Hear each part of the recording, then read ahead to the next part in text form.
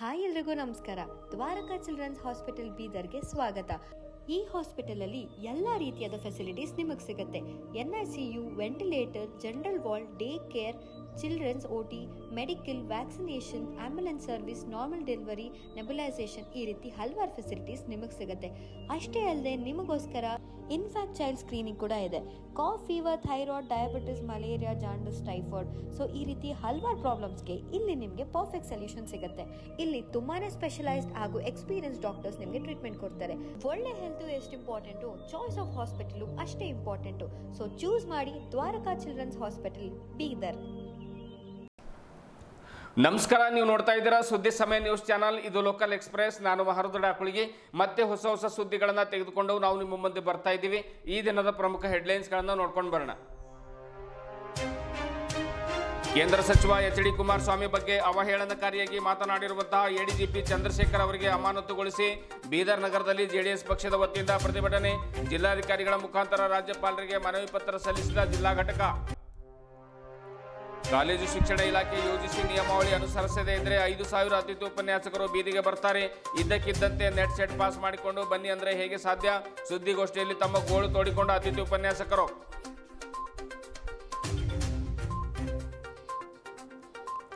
ಭೀಮ್ನಗರದ ಶ್ರೀ ಜಗದಂಬಾ ಭವಾನಿ ಮಂದಿರದಲ್ಲಿ ನವರಾತ್ರಿ ಉತ್ಸವದ ಪ್ರಯುಕ್ತ ವಿವಿಧ ಕಾರ್ಯಕ್ರಮಗಳ ಆಯೋಜನೆ. ಕುಂಕುಮಾರ್ಚನೆ, ಲಲಿತ ಪಾರಾಯಣ, ಪುಷ್ಪಾರ್ಚನೆ ಮತ್ತು ಸೂಕ್ತ ಹೋಮ ಹವನ ಜರುಗಲಿದೆ. ಭಾಗವಹಿಸಲು ಸಂತೋಷ್ ಪ್ರಸಾದ್ ಕರೆ. ಪ್ರಜಾಪಿತ ಬ್ರಹ್ಮಕುಮಾರಿ ಈಶ್ವರೀಯ ವಿಶ್ವವಿದ್ಯಾಲಯದಿಂದ ಔರಾದ್ ಕನಕ ಭವನದಲ್ಲಿ ಶಿಕ್ಷಕರ ದಿನಾಚರಣೆ ಆಯೋಜನೆ. ಶಿಕ್ಷಕರು ವಿದ್ಯಾರ್ಥಿಗಳಿಗೆ ಅಂಕ ಗಳಿಕೆಯ ಜೊತೆಗೆ ನೈತಿಕ ಮೌಲ್ಯಗಳನ್ನು ತುಂಬಬೇಕು. DDPI ಸಲೀಂ ಪಾಷಾ. ಇಂದಿನ ಒಂದಿಷ್ಟು ವಾರ್ತೆಗಳ ವಿವರಗಳನ್ನು ನೋಡ್ಕೊಂಡು ಬರೋಣ. ಒಂದಿಷ್ಟು ಸುದ್ದಿಗಳ ಮೇಲೆ ಬೆಳಕನ್ನು ಚೆಲ್ಲುವಂತಹ ಪ್ರಯತ್ನವನ್ನು ಮಾಡೋಣ. ಕೇಂದ್ರ ಸಚಿವರಾಗಿರುವಂತಹ ಸನ್ಮಾನ್ಯ ಶ್ರೀ HD ಕುಮಾರಸ್ವಾಮಿ ಅವರ ಬಗ್ಗೆ ಕೆಟ್ಟ ಪದವನ್ನು ಬಳಕೆ ಮಾಡಿರುವಂತಹ ಕರ್ನಾಟಕ ಲೋಕಾಯುಕ್ತ ವಿಶೇಷ ತನಿಖಾ ದಳದ ಮುಖ್ಯಸ್ಥರಾಗಿರುವಂತಹ ADGP M ಚಂದ್ರಶೇಖರ್ ಅವರನ್ನ ಸೇವೆಯಿಂದ ಅಮಾನತುಗೊಳಿಸಬೇಕೆಂದು ಆಗ್ರಹಿಸಿ JDS ಜಿಲ್ಲಾ ಘಟಕದ ವತಿಯಿಂದ ಇಂದು ಪ್ರತಿಭಟನೆಯನ್ನು ನಡೆಸಲಾಯಿತು. ಬೀದರ್ ನಗರದ ಗಣೇಶ ಮೈದಾನದ ಹತ್ತಿರ ಇರುವಂತಹ JDS ಜಿಲ್ಲಾ ಕಚೇರಿಯಿಂದ ಜಿಲ್ಲಾಧಿಕಾರಿಗಳ ಕಚೇರಿವರೆಗೆ ಪ್ರತಿಭಟನಾ ಮೆರವಣಿಗೆ ನಡೆಸಿದ JDS ನಾಯಕರು ಜಿಲ್ಲಾಧಿಕಾರಿಗಳ ಮುಖಾಂತರ ರಾಜ್ಯಪಾಲರಿಗೆ ಮನವಿ ಪತ್ರವನ್ನು ಸಲ್ಲಿಸಿದರು. ಈ ಸಂದರ್ಭದಲ್ಲಿ JDS ಜಿಲ್ಲಾಧ್ಯಕ್ಷ ರಮೇಶ್ ಪಾಟೀಲ್ ಸೋಲ್ಪುರ್, ಪ್ರಮುಖರಾಗಿರುವಂತಹ ಬಸವರಾಜ್ ಪಾಟೀಲ್ ಹಾರುಗೇರಿ, ಅಶೋಕ್ ಕೋಡ್ಗೆ ಸೇರಿದಂತೆ ರಾಜ್ಯ, ಜಿಲ್ಲಾ, ತಾಲೂಕು ಮಟ್ಟದ ಒಂದು ಪಕ್ಷದ ನಾಯಕರು, ಮುಖಂಡರು, ಕಾರ್ಯಕರ್ತರು ಹಾಜರಿದ್ದರು. ಮನವಿ ಸಲ್ಲಿಸುವ ಸಂದರ್ಭದಲ್ಲಿ ಈ ಕುರಿತು ಮಾತನಾಡಿದ ಜಿಲ್ಲಾಧ್ಯಕ್ಷ ರಮೇಶ್ ಪಾಟೀಲ್ ಸೋಲ್ಪುರ್ ಅವರು, ಕುಮಾರಸ್ವಾಮಿಯವರು ಕೇಂದ್ರ ಸಚಿವರಾಗಿದ್ದು ಒಂದು ಜವಾಬ್ದಾರಿಯುತ ಸ್ಥಾನದಲ್ಲಿದ್ದಾರೆ. ಇಂತಹ ಮಾಜಿ ಮುಖ್ಯಮಂತ್ರಿಗಳ ಬಗ್ಗೆ ಅವಹೇಳನಕಾರಿ ಪದ ಬಳಕೆ ಸರಿಯಲ್ಲ. ಕೂಡಲೇ ರಾಜ್ಯಪಾಲರು ಇಂತಹ ಬೇಜವಾಬ್ದಾರಿಯುತ ಅಧಿಕಾರಿಗಳನ್ನು ಅಮಾನತುಗೊಳಿಸಬೇಕೆಂದು ಆಗ್ರಹ ಮಾಡಿದರು.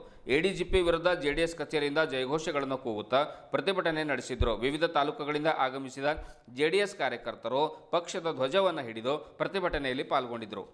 ಅವಹೇಳನಕಾರಿ ಮಾತನಾಡಿರ್ತಕ್ಕಂಥ ರಾಷ್ಟ್ರದ ಕೇಂದ್ರ ಸಚಿವರಾಗಿರ್ತಕ್ಕಂಥ ಸನ್ಮಾನ್ಯ ಶ್ರೀ HD ಕುಮಾರಸ್ವಾಮಿ ಅವರ ಬಗ್ಗೆ ಒಂದು IPS ಹುದ್ದೆಯ ಅಧಿಕಾರಿಯಾಗಿ ದೊಡ್ಡ ಸ್ಥಾನದಲ್ಲಿ ಕುಳಿತು ಸಂವಿಧಾನದ ಚೌಕಟ್ಟಿನಲ್ಲಿ ಅಧಿಕಾರಿಗಳಿಗೆ ತನ್ನದೇ ಆಗಿರ್ತಕ್ಕಂಥ ಒಂದು ಕಾನೂನು ಚೌಕಟ್ಟಿದೆ.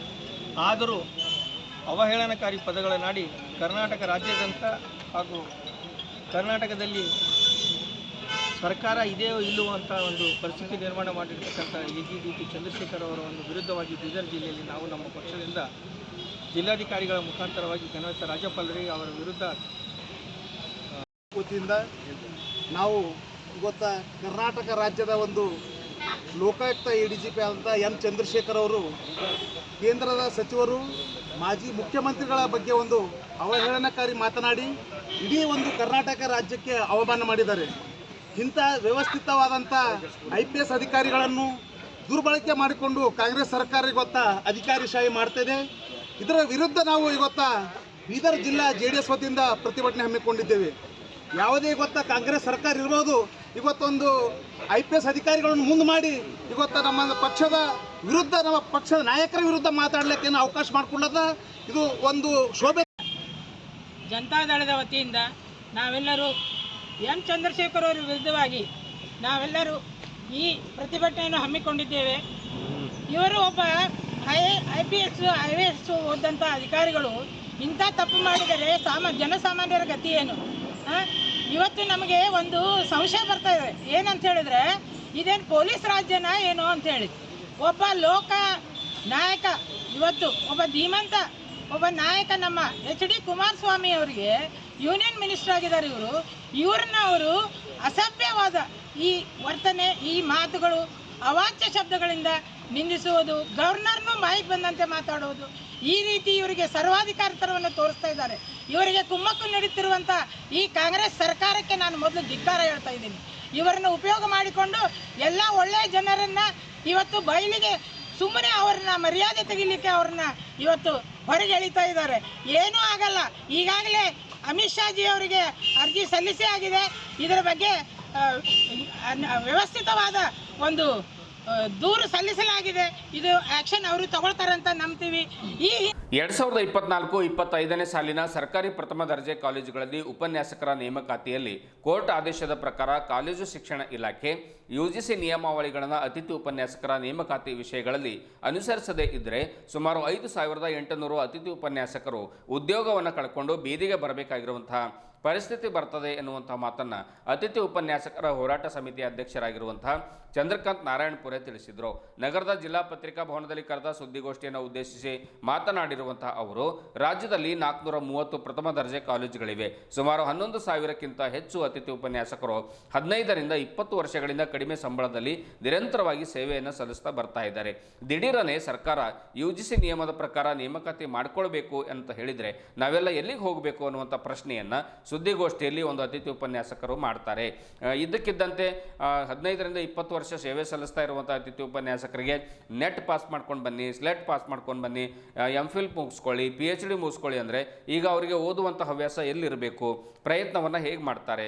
ಪರೀಕ್ಷೆಗಳನ್ನು ಹೇಗೆ ಎದುರಿಸ್ತಾರೆ ಅನ್ನುವಂಥದ್ದು ಒಂದು ದೊಡ್ಡ ಸಮಸ್ಯೆಯಾಗಿದೆ. ಇಂತಹ ಒಂದು ಹಲವು ಹೇಳಿಕೆಗಳಿಂದ ಸರ್ಕಾರದ ಒಂದು ನಿಯಮಗಳು, ಹೊಸ ನಿಯಮಗಳಿಂದ ಅತಿಥಿ ಉಪನ್ಯಾಸಕರ ಒಂದು ಜೀವನ ಬೀದಿಗೆ ಬರುತ್ತೆ. ಹೀಗೆ ದಯವಿಟ್ಟು ಹಾಗೆ ಮಾಡಲಿಕ್ಕೆ ಅವಕಾಶ ಕೊಡಬಾರ್ದು ಅನ್ನುವಂಥ ಮಾತನ್ನು ಕೂಡ ಹೇಳಿದರು. ಪದವಿ ಕಾಲೇಜುಗಳಿದ್ದು ಸುಮಾರು 11,000ಕ್ಕಿಂತ ಹೆಚ್ಚು ಅತಿಥಿ ಉಪನ್ಯಾಸಕರು ಕೆಲಸ ಮಾಡ್ತಾ ಇದ್ದಾರೆ. ಅದರಲ್ಲಿ 50% ಅಂದ್ರೆ 5,000ರಷ್ಟು ಅತಿಥಿ ಉಪನ್ಯಾಸಕರು UGC ನಿಯಮಾವಳಿ ಪ್ರಕಾರ ನೆಟ್, ಸೆಟ್, PhD, MPhil ಪದವಿಗಳನ್ನ ಅರ್ಹತೆ ಹೊಂದಿದ್ದಾರೆ. ಇನ್ನು ಸುಮಾರು 5,800ಕ್ಕಿಂತ ಹೆಚ್ಚು ಅತಿಥಿ ಉಪನ್ಯಾಸಕರು ಸಾಕಷ್ಟು ವರ್ಷಗಳಿಂದ ಅತ್ಯಂತ ಕಡಿಮೆ ಸಂಭಾವನೆಯಲ್ಲಿ ಕೆಲಸ ಮಾಡ್ತಾ ಬರ್ತಾ ಇದ್ದಾರೆ. ಸುಮಾರು 15-20 ವರ್ಷಗಳಿಂದ ಅತ್ಯಂತ ಕನಿಷ್ಠ ಸಂಭಾವನೆ ಅಂದರೆ 2,500 ರೂಪಾಯಿಗಳಿಂದ ಪ್ರತಿ ತಿಂಗಳಿಗೆ ಸರ್ಕಾರ ಕೊಡುವಂತಹ ವೇತನದಿಂದ ಇವತ್ತಿನವರೆಗೂ ಕೂಡ ಕೆಲಸ ಮಾಡ್ತಾ ಬರ್ತಾ ಇದ್ದಾರೆ. ಮೊನ್ನೆ ಕಳೆದ ವರ್ಷ ಮಾತ್ರ ಸರ್ಕಾರ ಕೆಲವೊಂದು ವೇತನವನ್ನ ಹೆಚ್ಚಿಸಿತ್ತು. ಆದ್ರೆ ಈ ವರ್ಷ ಕೋರ್ಟ್ ಆದೇಶ UGC ನಿಯಮಾವಳಿ ಪ್ರಕಾರ ಅರ್ಹತೆ ಹೊಂದಿದ ಅತಿಥಿ ಉಪನ್ಯಾಸಕರನ್ನ ನೇಮಕಾತಿ ಮಾಡಿಕೊಳ್ಳಬೇಕು ಅನ್ನುವಂತ ಗೊಂದಲದಿಂದ ಸಾಕಷ್ಟು ಅತಿಥಿ ಉಪನ್ಯಾಸಕರು ಇವತ್ತು ಸಂಕಷ್ಟಕ್ಕೆ ಸಿಲುಕಿದ್ದಾರೆ. ಸಾಕಷ್ಟು ವರ್ಷಗಳಿಂದ ಕೆಲಸ ಮಾಡುತ್ತಾ ಬಂದಿರುವಂತಹ ಅತಿಥಿ ಉಪನ್ಯಾಸಕರಿಗೆ ಒಮ್ಮೆಲೆ ಕಂಟಕ ಎದುರಾಗಿದೆ.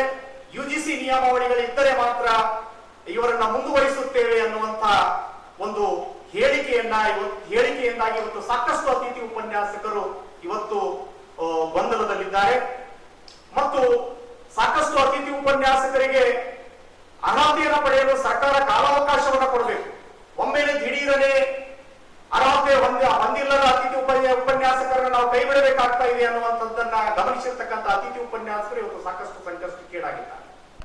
ನವರಾತ್ರಿ ಉತ್ಸವದ ಪ್ರಯುಕ್ತ ಭೀಮನಗರದ ಜಗದಂಬಾ ಭವಾನಿ ಮಂದಿರದಲ್ಲಿ ಅಕ್ಟೋಬರ್ 4ರಂದು ಲಲಿತ ಪಾರಾಯಣ, 5ರಂದು ಬೆಳಿಗ್ಗೆ 10ರಿಂದ 12ರವರೆಗೆ ಸಾಮೂಹಿಕ ಪುಷ್ಪಾರ್ಚನೆ, 6ರಂದು ಅದೇ ಸಮಯಕ್ಕೆ ಅಂದರೆ 10ರಿಂದ 12ರವರೆಗೆ ಸಾಮೂಹಿಕ ಕುಂಕುಮಾರ್ಚನೆ ಕಾರ್ಯಕ್ರಮ ಜರುಗಲಿದೆ ಎಂದು ದೇವಸ್ಥಾನದ ಕಾರ್ಯದರ್ಶಿಗಳಾಗಿರುವಂಥ ಸಂತೋಷ್ ಪ್ರಸಾದ್ ತಿಳಿಸಿದ್ದಾರೆ.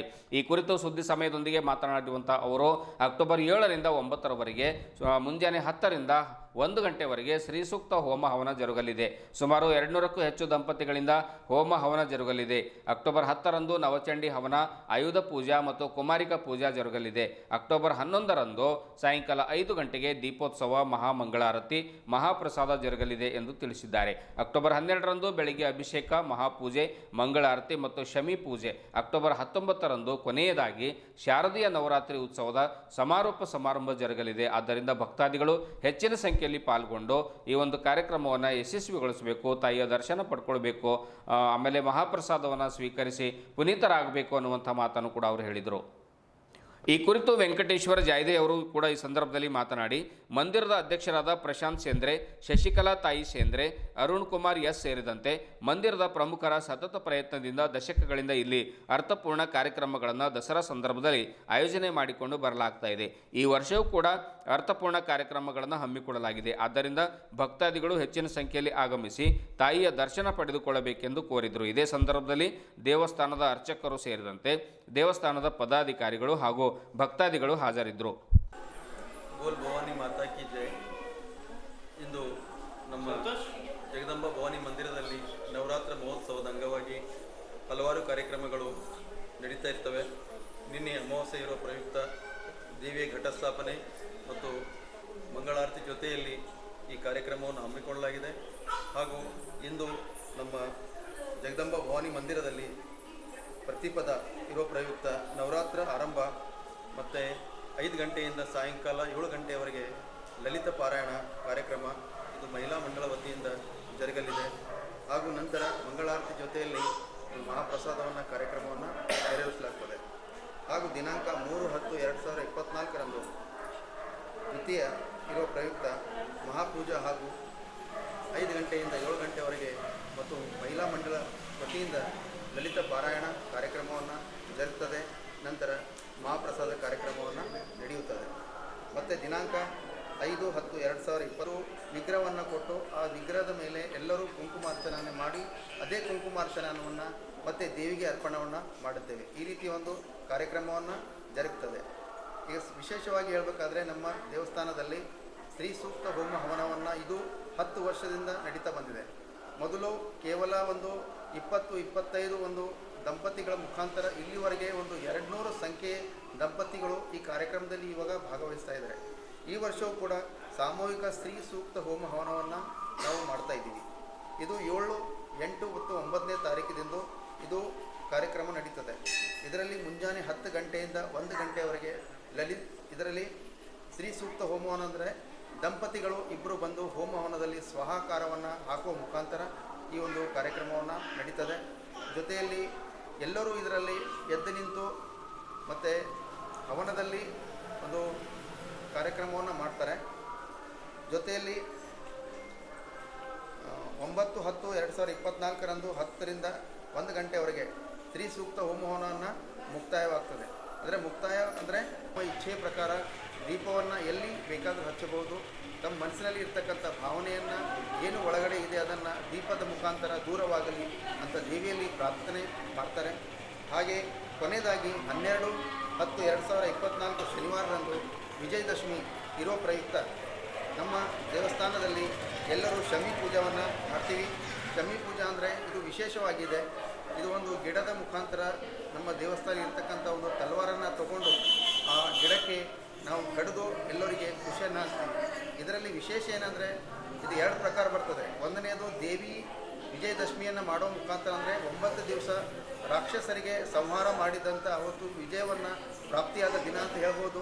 ಇನ್ನೊಂದನ್ನು ಏನಂದರೆ ರಾಮ ಮತ್ತು ರಾವಣ ಒಂದು ಯುದ್ಧ ನಡೆದಾಗ ಅವತ್ತು ರಾವಣವನ್ನು ತೀರಿಕೊಂಡ ಪ್ರಯುಕ್ತ ಅವತ್ತಿ ಕೂಡ ನಾವು ವಿಜಯದಶಮಿ ಅಂತ ಆಚರಣೆ ಮಾಡ್ತಾರೆ. ಈ ರೀತಿಯಾಗಿ ಹಲವು ಪ್ರಕಾರದಲ್ಲಿ ಒಂದು ವಿಜಯದಶಮಿಯನ್ನು ಮಾಡ್ತೀವಿ. ಅಂದರೆ ಈ ದೇವಸ್ಥಾನದಲ್ಲಿ ಎಲ್ಲರೂ ಬನ್ನಿ ಮತ್ತು ದೇವರ ಆಶೀರ್ವಾದವನ್ನು ಪಡೀರಿ. ಮತ್ತು ಇನ್ನೊಂದು ವಿಶೇಷ ಏನಂದರೆ ನಾವು ದಸರೆಯಲ್ಲಿ ಪ್ರಾರಂಭವನ್ನು ಮಾಡ್ತೀವಿ, ಹಾಗೆ ಮುಕ್ತಾಯನೂ ಕೂಡ ಮಾಡ್ತೀವಿ. ಮುಕ್ತಾಯ ಸಮಾರೋಪ ಸಮಾರಂಭ ಅಂದರೆ ಇದು 19ನೇ ತಾರೀಕಿಗೆ 19/10/2024 ಅಂದರೆ ಇದು ಶನಿವಾರ ದಿವಸ ಅಂದರೆ ಸಮಾಪನ ಕಾರ್ಯಕ್ರಮ ಇರ್ತದೆ. ಸಮಾಪನ ಕಾರ್ಯಕ್ರಮದಲ್ಲಿ ಅವತ್ತು ನಾವು ಹೋಳಿಗೆ ತುಪ್ಪ ಊಟವನ್ನು ಮಾಡ್ತೀವಿ. ಅಂದರೆ ದೇವರಿಗೆ ಅಂದರೆ ಭವಾನಿ ಮಾತೆಗೆ ಹೋಳಿಗೆ ಅಂದರೆ ತುಂಬ ಇಷ್ಟ. ಅದಕ್ಕೆ ನಾವೆಲ್ಲರೂ ಅವತ್ತಿನ ದಿವಸ ಎಲ್ಲ ಬಂದಂತಹ ಭಕ್ತಾದಿಗಳಿಗೆ ಒಂದು ಹೋಳಿಗೆಯ ಊಟವನ್ನು ಮಾಡಿಸ್ತೀವಿ. ಮತ್ತು ರಾತ್ರಿಯ ಸಮಯದಲ್ಲಿ 10ರಿಂದ ಮುಂಜಾನೆ 6 ಗಂಟೆವರೆಗೆ ಒಂದು ಗೋಂದಳ ಕಾರ್ಯಕ್ರಮವನ್ನು ನಡೀತದೆ.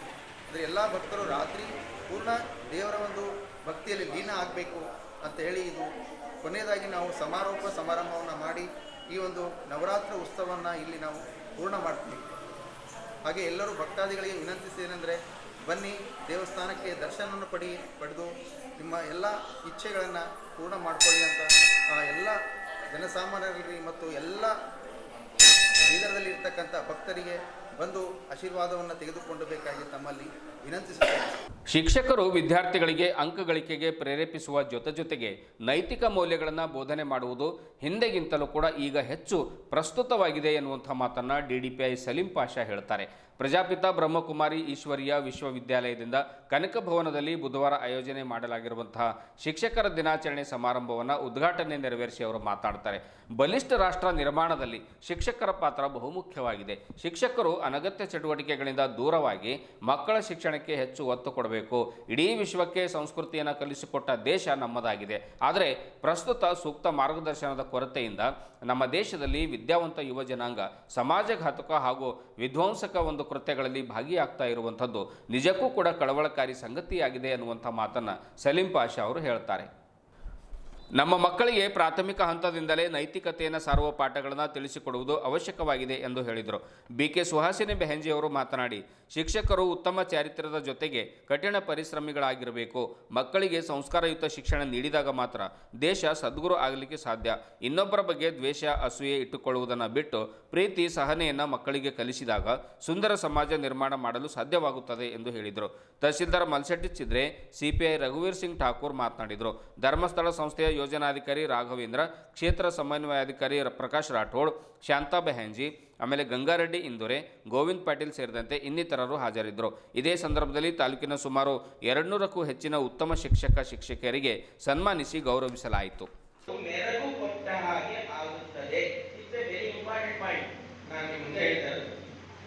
ನಮ್ಮಲ್ಲಿ ಬಹುತೇಕರು B.Ed, D.Ed ಓದಬೇಕಾದ್ರೆ ಎಷ್ಟು ಕಷ್ಟಪಟ್ಟು ಓದಿರ್ತೇವೆಯೋ ಕೆಲಸ ಸಿಗ್ತಾ ಇದ್ದ ಹಾಗೆ ಓದುವುದನ್ನ ಬಿಟ್ಟಿರುತ್ತೇವೆ. ನಮ್ಗೆ ಎಷ್ಟು ಜನರಿಗೆ ಗೊತ್ತಿದೆ ಕಲಿಕೆಯ ನ್ಯೂನತೆಗಳು ಎಷ್ಟು ಯಾವುವು ಅಂತ ಪ್ರಶ್ನೆ ಕೇಳ್ಬಿಟ್ರೆ ಮೇಷ್ಟ್ರಿಗೆ ಉತ್ತರ ಹೇಳೋದಕ್ಕೆ ಬರೋದಿಲ್ಲ. ಈಗ ಯಾಕೆ ಮರ್ತೋಗಿದೆ, ಹಾಗಾದ್ರೆ ಗೊತ್ತಿಲ್ಲ ಅಂತಿಲ್ಲ, ಗೊತ್ತಿದೆ. ಮಾಡಿರುವವರು 3 ವಿಚಾರಗಳ ಕಡೆಗೆ ಅತಿ ಹೆಚ್ಚು ಗಮನವನ್ನ ಕೊಡಬೇಕು. ಯಾವ್ಯಾವುದು 3? ಮೊದಲನೇದು ಅಧ್ಯಯನ. ಯಾವ ಶಿಕ್ಷಕ ನಿರಂತರ ಅಧ್ಯಯನ ಮಾಡುವ ವಿದ್ಯಾರ್ಥಿಯಾಗಿರುತ್ತಾನೋ ಅವನೇ ಗುರು. ಅಥವಾ ಯಾವ ಶಿಕ್ಷಕ ಅಯ್ಯೋ ನನಗೆ 27 ವರ್ಷ ಸರ್ವಿಸ್ ಆಗಿದೆ, ನಾನೇ ಓದೋದು, ನನಗೆಲ್ಲ ಗೊತ್ತೈತೆ ಅಂತ ಹೇಳ್ತಾನಲ್ಲ, ಅವನು ನಿಂತ ನೀರು ಅಂದ್ರೆ ಗೊತ್ತಿದೆ, ನಾನು ಎಕ್ಸ್ಪ್ಲೇನ್ ಮಾಡಲ್ಲ. ಸೊ ಹಾಗಾಗಿ ನಿರಂತರ ಅಧ್ಯಯನ ಮಾಡಬೇಕು, ಓದಬೇಕು ಅಂತ ಅರ್ಥ. ಅಧ್ಯಯನ ಮಾಡಬೇಕು ಅಂದ್ರೆ ಓದಬೇಕು, ಬಣ್ಣಾಚಾರ್ಯ. ಯಾರು ನಿರಂತರ ಓದುತ್ತಿದ್ದೀರೋ ನೀವು ಗುಡ್ ಟೀಚರ್ಸ್. बुद्धिमानों की सवाल है, इसलिए मैं शिक्षा क्षेत्र के बारे में न बोलते हुए कि मैं अपने मन की कुछ आध्यात्मिक सरकार इजाजत हो तो आप सभी का आज्ञा है मुझे बोलने की। हमारा सोच बहुत आगे बढ़ रहे हैं, लेकिन हमारी सोच भी हमारे साथ आगे बढ़ रहा है। क्या हम बस ऐसे ही चल रहे हैं कि परमात्मा को लोग संबोधित कैसे करते हैं कि जैसे गीता में कहा गया कि अर्जुन को जब परमात्मा का साक्षात्कार हुआ तो उन्होंने कहा कि परमात्मा कोटि सूर्य से भी तेजोमय है। तो इस तरीके से कि जो हम सभी के परम शिक्षक के जो ज्ञान सूर्य हैं, उन्होंने संसार के अज्ञान अंधकार को समाप्त ज्ञानवानों के ऐसे ज्ञान सूर्यों की सभा में आज हम बहुत भाग्यवान महसूस कर रहे हैं. ಇದುವರೆಗೂ ಸುದ್ದಿ ಕೊಟ್ಟಿರುವ ನಾನು ಮಹರುದ್ರ ಡಾಕುಳಿಗೆ ಮತ್ತೆ ಮುಂದಿನ ವಾರ್ತೆಗಳೊಂದಿಗೆ ಭೇಟಿಯಾಗೋಣ. ವಂದನೆಗಳು.